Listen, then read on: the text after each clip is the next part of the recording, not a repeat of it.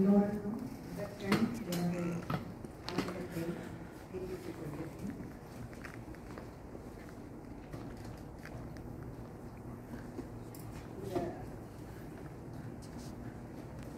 இளங்கோ அவர்கள் தன்னுடைய சிறுகதை தொகுதி குறித்த ஒரு பேச்சினை வழங்குமாறு என்னை கேட்டிருந்தார். இந்த சந்தர்ப்பத்தை எனக்கு வழங்கிய அவருக்கு முதற்கண் எனது நன்றி. இதிலே ஜெயகரன் அவர்கள் குறிப்பிட்டது போல 10 கதைகள் இருக்கின்றன. இந்த கதைகள் மிகவும் என்னை பொறுத்தவரை மிகவும் அநதியான கதைகள். எனக்கு உண்மையில் 10 நாட்களுக்கு முன்புதான் இந்த புத்தகம் என்னுடைய கைக்கு கிட்டியது. எல்லா கதைகளையும் நான் வாசித்தேன். ஆனால் 8 கதைகள் குறித்துத்தான் என்னாலே சற்று சிந்திக்க முடிந்தது. எனவே என்னுடைய பேச்சு குறிப்புகள் நான் சிந்தித்த 8 கதைகளை மையப்படுத்தியதாகத்தான் இருக்கும். எந்த கதைகளை நான் விட்டிருக்கிறேன் என்பதை நீங்கள் நூலை வாங்கி வாசிக்கும் பொழுது உணர்வீர்கள். அடுத்தது ஒரு பெரிய ஒரு பரந்ததொரு வட்டத்திலே ஜெயகரன் அவர்கள் இலக்கியமும் மொழி சமூகம் என்பவற்றுக்கு இடையிலான தொடர்பு குறித்து அவர் பேசியிருந்தார். ஆனால் என்னுடைய பேச்சு அத்தகையதாக இருக்காது.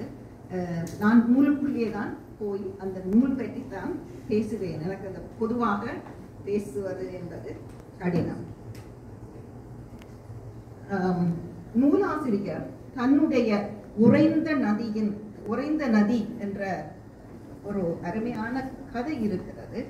அதை ஏன் நான் அருமையான கதை என்று குறிப்பிட்டேன் என்றால், அது மிகவும் விளங்கிக் கொள்வதற்கு சிக்கலான கதை. அதை பற்றி நான் நிறைய யோசித்திருக்கிறேன். அந்த கதையினுடைய இறுதியிலே அவர் ஒரு கோட்பாட்டாளரை, பிரெஞ்சு கோட்பாட்டாளரை, ரோலண்ட் பார்த்ஸ் என்ற கோட்பாட்டாளரை குறிப்பிடுகிறார். ஆசிரியர் இறந்து விட்டார் என்ற அவரது கட்டுரையை அவர் அங்கு கூறுகிறார். இந்த ஆசிரியர் இறந்து விட்டார் என்ற தி ஆத்தர் இஸ் டெட் என்ற கோட்பாட்டுடன் எனக்கு மிகுந்த உடன்பாடு உண்டு. ஆசிரியருடைய நோக்கங்கள், பின்னணி அல்லது அடையாளம் என்பன வாசகருடைய இலக்கிய அனுபவத்துக்கு புறம்பாக இலக்கிய படைப்பு எவ்வாறு விளங்கிக் கொள்ளப்பட வேண்டும் என்பதை ஆசிரியர் பற்றிய செய்திகள் தீர்மானிக்க கூடாது என்று அந்த புலமை ரோலண்ட் பார்த்ஸ் வாதிட்டார். அதற்கு பதிலாக இலக்கிய பிரதியின் அர்த்தம் பிரதியுடனான வாசகர் தொடர்பில் இருந்து பிறக்கிறது. எனவே இது ஆசிரியர் என்ன சொல்லியிருக்கிறார் என்ற கேள்வியை விடுத்து இந்த பிரதி என்ன சொல்கிறது, வாசகராகிய நான் இந்த பிரதியிலே என்ன காண்கிறேன் என்பதைத்தான் கவனத்தில் எடுக்க வேண்டும் என்பதை அந்த பார்த்ஸினுடைய கட்டுரை கூறுகிறது. எனவே அந்த வகையிலே அவருடைய கொள்கை ஏனென்றால் சிறுகதைகளை நீங்கள் படித்த பிறகு என்னுடைய இன்டர்பிரிட்டேஷன் அல்லது என்னுடைய விளக்கத்துக்கு உங்களுடைய விளக்கத்துக்கும் சற்று மாறுபாடாக இருக்கு. ஆனால் ஆத்தர் இஸ் டெட் என்ற அந்த கருத்தானது ஒரு பிரதிக்கு ஒன்றுக்கு மேற்பட்ட அர்த்தங்கள் இருக்கலாம் என்ற கருத்தை வாசகர்களுக்கு சந்தோஷமான கருத்தை முன்வைக்கிறது. முதலிலே நான் இந்த கதைகளுடைய சில பண்புகளை நான் தொட்டு காட்ட விரும்புகிறேன். அதன் பிறகு எனக்கு பிடித்த 3 கதைகளை பற்றி மிக மிக சுருக்கமாக கூறுகிறேன். முதலாவது இந்த இந்த கதைகளிலே பொதுவாக இந்த சொல்லை நான் சேர்த்துக் கொள்ள வேண்டும். ஏனென்றால் பொதுவாக விதிவிலக்குகளும் இருக்கலாம். இந்த கதைகளிலே வருகின்ற பெரும்பாலான கதைகளிலே வருகின்ற பாத்திரங்கள் சமூக சூழலிலிருந்து பல காரணங்களினாலே வேறுபட்டு நிற்பவர்கள், உணர்ச்சிகளால் பாதிக்கப்பட்டவர்கள், போரின் ஆறாவடுவை சுமந்து திரிபவர்கள். எனவே பெரும்பாலான முக்கிய பாத்திரங்களை நாங்கள் விளிம்பு நிலை மனிதர்கள் அல்லது விளிம்பு நிலை பாத்திரங்கள் என்ற சொற்களால் கூட சுட்டிக்காட்டலாம். அடுத்தது இந்த நூலிலே எனக்கு ஸ்ட்ரைக்கிங்காக இருந்தது இந்த அவருடைய மொழி. ஆனால் இந்த மொழி எல்லா கதைகளிலும் ஒரே மாதிரியானது.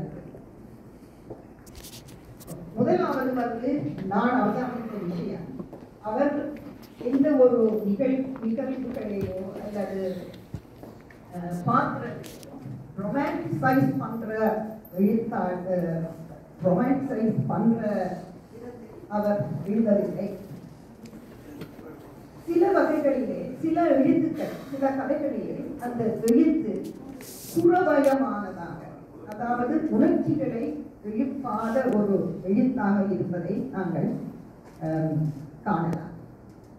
கதை சொல்லி தன்னுடைய சொந்த நினைவுகள் அல்லது அனுபவங்களை அமைதியாக ஆவணப்படுத்துவது போன்ற ஒரு நடையை சில கதைகளிலே நாங்கள் அவதானிக்கலாம்.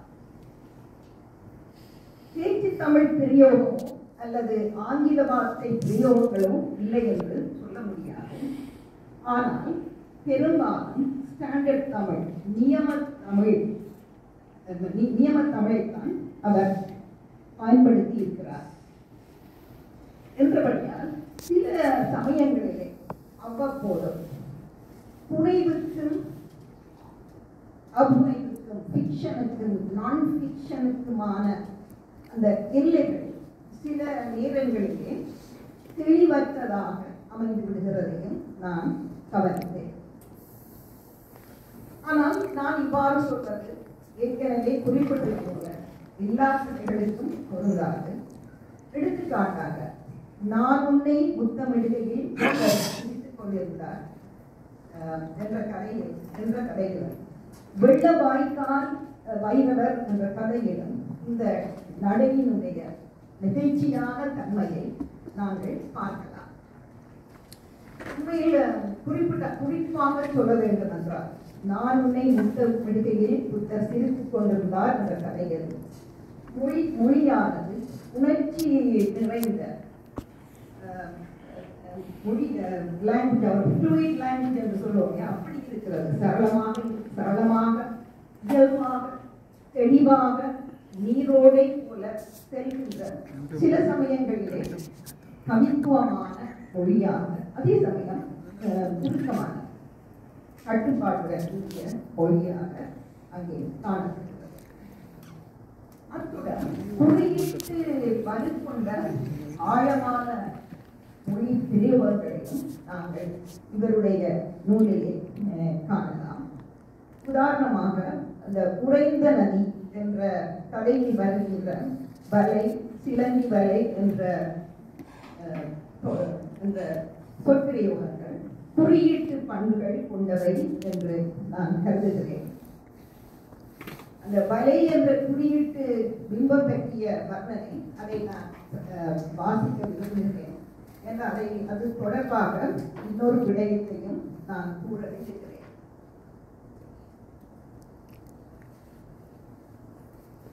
வலை வலை வலை, எனவே வலையாக எல்லாமே வலையாக தெரிந்து கொண்டிருந்தது. சில வேளைகளில் தானே ஒரு வலையாக ஆகிக் கொண்டிருக்கின்றேனோ என்ற எண்ணம் அவனுக்குள்ளும் எழுந்து கொண்டிருந்தது. ஒரு வலையை அகற்ற இன்னொரு வலை, அந்த இன்னொரு வலையை அகற்ற இன்னமாக நிறைய வலைகள். வலைகளை நீங்கள் மட்டுமில்லை, மனிதர்களும் தான் விரும்புவதில்லை. சிலந்தி வகைகளில் ஏதோ ஒரு சிலந்தி இனம் தனது வலையில் தானே மாட்டி தற்கொலை செய்து கொள்ளும் என்று யாரோ எழுதியிருந்ததை வாசித்தது அவனது நினைவலைகளில் வந்து போயிற்று. இதிலே இந்த சிலந்தி தான் கட்டிய வலையிலேயே இறந்து போகும் என்ற ஒரு தற்கொலை குறியீடு வந்து அதை நாங்கள் அந்த ஃபோர்ஷடோயிங் என்று சொல்லலாம். அதை பற்றிய செய்தி அவன் அந்த எழுதியவன் என்றுதான் அதை நான் ஏற்கனவே சொன்னது ஒரு சற்று சிக்கலான கதை. நான் அந்த எழுதியவன் தான் இறந்து போகின்றான் என்று தற்கொலை செய்து கொள்கின்றான் என்று எடுத்து இதில் ஒரு ஃபோர்ஷடோயிங், அதாவது முன்னே வருபவர் பின்னால் வருவதை முதலிலேயே சற்று சாலை மாடியாக காட்டுகின்ற ஒரு பண்பினை இந்த பந்தியிலே காணக்கூடியதாக இருக்கிறது. அடுத்தது இந்த புலம்பெயர்ந்தவர் இலக்கியத்திலே பொதுவாக நாங்கள் எதிர்பார்க்கின்ற சமூக அடையாள நெருக்கடிகள், கலாச்சார புரட்சியின் இழப்பு, தலைமுறை இடைவெளி என்பவற்றுக்கு பதிலாக என்னை பொறுத்தவரையிலே பெரும்பாலான கதைகளிலே தனி மனிதனின் உணர்வு பிரச்சனைகள் முக்கியத்துவம் பெற்றிருப்பதை நான் அவதானித்தேன். இளம் வயது, அதாவது மிக சின்ன வயதிலேயே தன்னுடைய மாமனாலே பாலியல் துஷ்பிரயோகத்தினால் ஏற்பட்ட ஒரு பெண்ணுக்கு ஏற்பட்ட உளவாடு ட்ராமா, அதை அவள் காமிக்கொண்டு இருக்கிறாள். அது இயற்கைக்காரி என்ற கதையில் வருகிறது. அதே போன்று வெள்ளவாய்க்கால் பைரவர் என்ற கதையில் இந்திய அமைதி படையின் அத்துமீறல்களினால் பாதிக்கப்பட்ட சிறுவன் எதிர்கொள்கின்ற உளவாடு. இவற்றை விட உளவியல் நோய்களினால் தவிக்கின்ற, தனிமையில் உழல்கின்ற பாத்திரங்களையும் நாங்கள் இங்கே காணலாம். பைபோலர் டிசார்டர்னால் பாதிக்கப்பட்டவரை ஒரு கதையில் சந்திக்கிறோம். அதே சமயம் தனது பண்பாட்டுக்கு அந்நியமான ஒரு பெண்ணை காதலித்து அது நிறைவேறாத காரணத்தினாலே ஒரு சைக்காலஜிக்கல் பிரேக் டவுன் என்று சொல்லக்கூடிய உளவியல் சிதைவுக்கு ஆளாகிக் கொண்டிருக்கின்ற பாத்திரத்தை நாங்கள் இன்னொரு கதையில் சந்திக்கிறோம். அத்துடன் அந்த நவீன வாழ்க்கை, அதாவது போஸ்ட் மாடர்ன் உலகிலே நவீன வாழ்க்கை இருத்தலியத்தில் உணரப்படுகின்ற தவிர்க்க முடியாத தனிமை, அந்நியமாதல், ஏலியனேஷன் என்று சொல்லப்படுகின்ற அந்நியமாதல் என்பவற்றை இந்த உளவியல் சிக்கல் கொண்டவருக்கு மாத்திரமல்ல இளைஞர்களும் பொதுவாக எதிர்கொள்கின்றனர் என்பதை அவருடைய சில கதைகளை, மிஸ்டர் கே என்ற கதை, ஒரு அருமையான கதை, அது ஒரு வித்தியாசமான முறையிலே எழுதப்பட்ட கதை. நான் உன்னை முத்தமிழ்கையில் புத்த சிரித்துக் கொண்டிருந்தார் என்ற கதைகளிலே நாங்கள் பார்க்கலாம் இளைஞர்கள் எதிர்கொள்கின்ற இந்த தனிமை, ஏலியனேஷன் போன்ற பிரச்சனைகள்.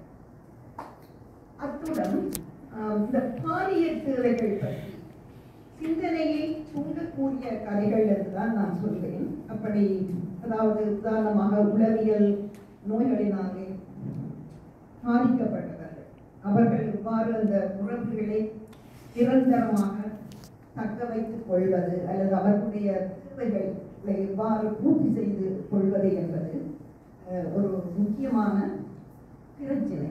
அதே சமயம் இந்த ஏலியனேஷன் என்ற அந்நியமாதல் என்ற பிரச்சனைக்கு இந்த புத்தர் நான் உன்னை முத்தமிழ்வதில் புத்தர் சிரித்துக் கொண்டிருந்தார் என்ற கதை வந்து என்ற கதையில் ஒரு பாலிய உறவு வந்து ஒரு வகையான விடுதலை, லிபரேஷனை அவருக்கு வழங்க நாங்கள் பார்க்கிறோம். இந்த இந்த அடிக்கடி இத்தகைய பாலியல் உறவு குறித்த தொடர்களோ அல்லது விவரணங்கள் இந்த கதை சிறுகதைகளிலே உண்டு. இது பொதுவாக அதிகம் பொழுது அது பேசப்படாத விடயம் என்று சொல்லுவதற்கு இல்லை. ஆனால் பெரும்பாலானவர்கள் தவிர்க்கின்ற விடயம். ஆனால் இது வந்து இவருடைய கதைகளிலே ஒருவர் வந்து தன்னுடைய இருப்பை உறுதி செய்வதாக ஆன்மீக மூச்சிக்கான பாதையாகவும் அது அமைந்திருக்க காணலாம். அடுத்த சில 3 கதைகளை நான் ஒன்றாக பார்க்க விரும்புகிறேன். ஒரு முள்ளிவாய்க்கால், இயற்கைக்காரி கௌரி என்ற கதை. இதை நான் அது கௌரி என்பது புலம்பெயர் நாடுகளிலே காணப்படுகின்ற அரசியல் நிலைப்பாட்டை விமர்சிக்கின்ற கதை என்பதுதான் நான் கௌரி என்ற கதையை விளங்கிக் கொள்கிறேன். இயக்கக்காரி என்ற கதையும் அதாவது முக்கியமான கதை. ஆனால் இந்த முள்ளிவாய்க்கால் என்ற கதையை தான் நான் இங்கே கூறலாம் என்று எண்ணுகிறேன். முள்ளிவாய்க்கால் என்ற கதை காணாமல் ஆக்கப்பட்ட போராளி ஒருவருடைய காதல் கதை. அது உண்மையில் அவரால் சொல்லப்படவில்லை, அவர் காணாமல் போய்விட்டார். அவருடைய காதலியாலே சொல்லப்பட்டது. காதலியால் சொல்லப்பட்டு அதை கேட்பவர் தான் அதை வாசகர்களுக்கு தருகிறார். அது 2-3 பேர் காலம் வருகிறது. கதையினுடைய நன்மை குறித்தும் நாங்கள் பிரம்மாண்டமான அரசியல் கதையாடல்களை ஓரங்கட்டுகின்ற கதை. தமிழீழ இலட்சியத்தை விட அதிகமாக தன்னையே தனது காதலன் நேசித்தான் என்று புலம்புகின்ற ஒரு இளம்பெண்ணின் கதை. அந்தரங்கமான காதல் கதைகள் முள்ளிவாய்க்கால் தொடர்பான பெரும் கதையாடல்களுக்குள்ளே காணாமல் முடிவெடுக்கின்றன. தனிப்பட்ட துயரங்கள் பெரும்பாலும் துயரம் பொதுமைப்படுத்தப்படுவதை எதிர்க்கின்றன, அதாவது ரெசிஸ்ட் பண்ணுகின்றன என்பதையும் இந்த கதை உணர்த்துவதாக நான் எடுக்கிறேன். இந்த கதையில் நான் அவதானித்த விஷயம் என்னவென்றால், முள்ளிவாய்க்காலில் நிகழ்ந்த கொடுமைகள் அங்கு விவரிக்கப்படவில்லை. அந்த பெண் அந்த துயரத்தை பற்றி பேசுவதை தவிர்க்கிறார். அதை கேட்டுக் கொண்டிருந்த மனிதரும் அதை பற்றி கேட்கவில்லை. ஆனால் இந்த மௌனம் பல விடயங்களை நமக்கு உணர்த்துகிறது. ஒரு போராளி காணாமல் ஆக்கப்பட்டான் என்பது எண்ணற்ற உயிர்கள் அழிக்கப்பட்டமைக்கும் பலர் காணாமல் ஆக்கப்பட்டமைக்கும் குறியீடாக விளங்குகிறது என்பதை நான் பார்க்கிறேன். இந்த கதை என்ன சொல்கிறது என்பதை விட அது சொல்லாமல் விட்டவை தொடர்பான நினைவுகளை மனதை கனக்க வைக்கின்றன. இந்த மௌனமானது, கதையில் காணப்படுகின்ற இந்த மௌனம் மொழியால் கொடுக்க முடியாத துயரத்தை பிரதிபலிக்கிறது. அடுத்ததாக நான் இந்த கதை சொல்லல் உத்தி நான் அதை விளக்க முன்வரவில்லை. ஆனால் சில கதைகளிலே அவர் புதிய உத்திகளை, அதாவது அபூர்வமாக நாங்கள் கதைகளிலே காணப்படுகின்ற உத்திகளை கையாண்டு அவர் இந்த கதை எழுதியிருக்கிறார். அதை மிஸ்டர் கே என்ற கதையை காணலாம். உறைந்த நதி என்ற கதையை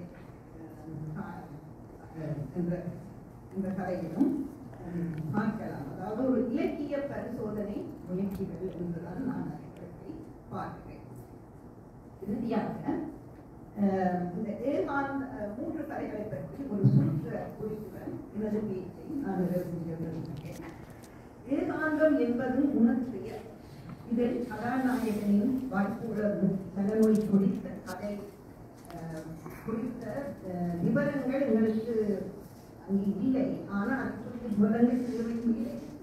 ஆனால் இந்த நோயானது அவரது உறவுகள், நினைவுகள், அடையாளம் என்பவற்றை வடிவமைக்கின்ற ஒரு மைய புள்ளியாக ஏற்பட்டுக் கொண்டிருக்கிறது. அவரது முன்னாள் காதலியுடன் அவர் மீண்டும் உடல் ரீதியாக இணைகிறார். ஆனால் அவர்கள் மீண்டும் சேர்வார்கள் என்று நாங்கள் சொல்வதற்கில்லை. இந்த பாலியல் மீள் இணைவை மீழ்ச்சியாக எல்லாம் அது ஒரு ரிடம்ஷன், அது ஒரு நிரந்தரமான சேர்க்கை என்று சொல்லாமல் ஒரு பலவீனமான மனித இணைப்பின் ஒரு தருணமாக இந்த கதையின் மீது எங்களுக்கு காட்டுகிறது. மனநோய்கள் வரக்கூடிய சவால்கள், தனிமை ஆகியவற்றின் தீர்க்கப்படாத சிக்கல்களை இந்த கதை முன்னிலைப்படுத்துகிறது. அவ்வாறு செய்யும்போது அதை பெரிதும் இலக்கியத்தில் பேசப்படாத ஒரு நபருக்காக குரல் கொடுக்கிறது. இரண்டாவது கதை வெள்ளவாய்க்கால் வைரவர். இது எனக்கு மிகவும் பிடித்த கதை. அரசியல், போர், வன்முறை, சமயம், ஆன்மீகம், நாட்டுப்புற மரபுகள், மனவழுக்கள், தற்கொலை என பல்வேறு கூறுகள் ஒன்று சேர்வது இந்த வெள்ளவாய்க்கால் வைரவர் என்ற கதையிலே. பாத்திர சிறப்பு மீறிய கதை, அதாவது கேரக்டர் ட்ரிவன் ஸ்டோரி என்று சொல்வார். அப்படிப்பட்ட ஒரு மிக அருமையான கதை. ஒரு சிறுவன் வாயிலாக சொல்லப்படும் கதையில் அந்த முக்கிய பாத்திரமான மூத்தண்ணை என்பவர் யோக சுவாமியை பின்பற்றி அவரும் ஒரு பிரம்மச்சாரியாக நாடோடியாக வாழ்ந்து வருகிறார். மூத்தண்ணையின் உருவமும் குணாதிசயங்களும் செயற்பாடுகளும் விவரிக்கப்படுகின்றன. சிவனின் கோப வடிவமான வைரவர்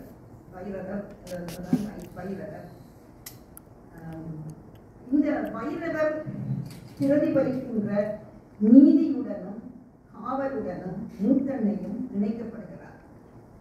கதையில் தலைசுரியான சிறுவனுக்கு மரணங்கள், வன்முறை, அநீதி என்பன பெரும் அதிர்ச்சி அளிக்கின்றன. ஆனால் அவற்றை எவ்வாறு கையாளுகின்ற பிராணி அல்லது வரி அல்லது அது குறித்த அறிவு இல்லாதவனாக தான் இருக்கிறார் என்றால் அத்தகைய ஒரு வயது, அத்தகைய அதற்கு எந்தவிதமான வசதிகளும் இல்லாத நிலை. எனவே அவனுக்கு கனவுகள், திறமைகள் உண்டாகின்றன. வன்முறை சிறுவர்களை எவ்வாறு பாதிக்கின்றது என்பதை காட்டுகின்ற நல்லதொரு சிறுகதை என்று நான் சொல்வேன். அவனை இரண்டாம் தடவையும் கிணற்றுக்குள் விழாமல் அவனை இரண்டாம் தடவை மூத்தனை காப்பாற்றுகிறார். அதைவிட இந்த கதையில் வருகின்ற இரண்டு பாத்திரங்களும் எனக்கு முக்கியமாக ஒன்று வந்து, அதாவது இரண்டு வகையான உலகம். ஒன்று வந்து பௌதிக உலகம், பிசிக்கல் வேர்ல்ட், மற்றது ஆன்மீக உலகம், ஸ்பிரிச்சுவல் வேர்ல்ட். இந்த இரண்டையும் மீடியேட் பண்ற மத்தியஸ்தம் செய்பவர்களாக வருபவர்கள் இந்த மூத்தண்ணைக்கு இந்த சிறுவனுடைய தாய். அவள்தான் மூத்தண்ணைக்கு சோறிட்டு அவளை காப்பவள்.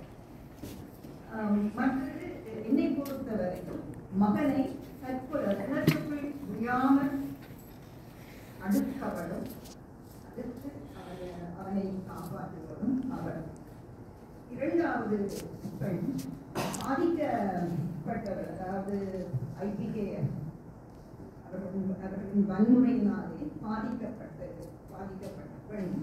அவள் வந்து நாட்டார் மரபிலே அத்தகைய பெண்கள், அத்தகைய வன்முறைகளுக்கு ஆளாக்கப்பட்டு இறந்த பெண்களுக்கு ஆலயம் எழுப்புவது வழக்கம். இந்த வழக்கத்தை அந்த சிறுவன் நினைக்கிறான் என்ற குறிப்பு அந்த கதையில் வருகிறது. இறுதியாக இந்த நான் உன்னை முத்தமிடுகையில் புத்த சிரித்துக் கொண்டிருந்தார் என்ற கதையை பற்றிய ஒரு சிறு குறிப்புடன் இது ஒரு ஆன்மீக திருடலின் கதை. பாரம்பரியமாக கட்டமைக்கப்பட்ட மதத்துக்கான திருடல் அல்ல. அத்துடன் புத்தரின் புன்னகையுடன் முத்தத்தை இணைப்பது சரீர அன்புக்கு, உடல் ரீதியான அன்புக்கு, ஆன்மீக விழிப்புணர்வுக்கும் இடையிலான ஒரு சந்திப்பு புள்ளியை குறிக்கிறது. சிற்றின்பமும் நாங்கள் சொல்லுகின்ற ஆன்மீக அந்த சேக்ரெட்னஸ் சொல்லுவோம், அந்த புனிதமும் ஒன்றை ஒன்று தொடும் புள்ளியை நோக்கி கதை நகர்கிறது. அத்தொடர்பு ஏற்பட்ட தருணம் அந்த அந்நியன் என்று சொல்லப்படுவார். அந்நியனிலான ஒரு ஏலியனேஷனை உணர்ந்து கொண்டிருக்கின்றவன் என்றுதான் நான் நினைக்கின்றேன். அந்த தொடர்பு ஏற்பட்ட தருணம் அவன் விடுதலையை உணர்தலின் தருணமாக மாறுகிறது. இன்னிலிருந்து எனது நானை விடுவித்துக் கொண்ட சுதந்திரத்தை அவன் பெறுகிறார். இருத்தலிய நெருக்கடிகளை எதிர்கொள்ளும் இளைஞன் கண்டடைந்த விடுதலை இது என்று நாங்கள் கூறிக்கொள்ளலாம். இறுதியாக இந்த கதைகளை வாசித்து அது பற்றிய குறிப்புகளை வழங்குவதற்கு எனக்கு வாய்ப்பளித்த இளங்கோவுக்கு நன்றி கூறி அமைக்கிறேன்.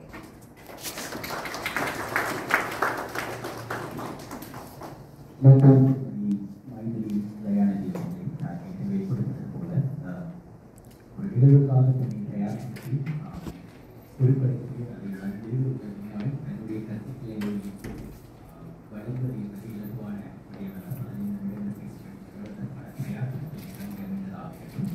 தொடர்ந்து காப்பு நிகழ்வாறு செய்து வருகிற மைதிலி தயாநிதி நடைபெறப்படும்.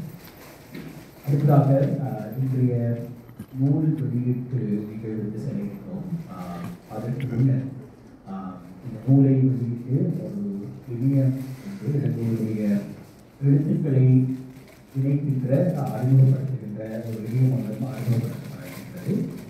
நூல் வெளியீட்டு இணைய அறிமுகம் அனைத்தையும் நடத்துவதற்காக அண்மையிலே நடைபெற்ற கனேடிய நாடாளுமன்றத்திற்கான பொதுத் தேர்தலிலே பிக்கரிங் புரூக்ளின் தொகுதியிலே லிபரல் கட்சியின் சார்பிலே போட்டியிட்டு வெற்றியிட்ட தமிழர் நாடாளுமன்ற உறுப்பினர் ஒனிதா நாடல் இணைக்கிறார். அவர் ஒரு சில கருத்துக்களை தெரிந்து கொண்டு இந்த நூலையும் வெளியிட்டு வைத்து அதை இந்த இணையதளத்தில் அறிமுகப்படுத்தியிருப்பார்.